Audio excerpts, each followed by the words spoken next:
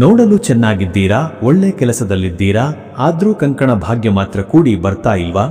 ಬಂದ ಸಂಬಂಧಗಳು ಮದುವೆ ಹಂತದವರೆಗೂ ಬಂದು ಕೊನೆ ಕ್ಷಣದಲ್ಲಿ ಕೈ ತಪ್ಪಿ ಹೋಗ್ತಾ ಇದೆಯೇ? ಮಗ ಅಥವಾ ಮಗಳ ಮದುವೆ ಆಗ್ತಿಲ್ಲ ಅಂತ ಪೋಷಕರು ಚಿಂತೆಯಲ್ಲಿದ್ದೀರಾ? ನೆನಪಿಡಿ, ಮದುವೆ ವಿಳಂಬವಾಗುವುದು ಕೇವಲ ಆಕಸ್ಮಿಕವಲ್ಲ. ನಿಮ್ಮ ಸುತ್ತಲಿರುವ ನಕಾರಾತ್ಮಕ ಶಕ್ತಿ ಅಥವಾ ಗ್ರಹಗತಿಗಳ ಅಡೆತಡೆ ಇರಬಹುದು.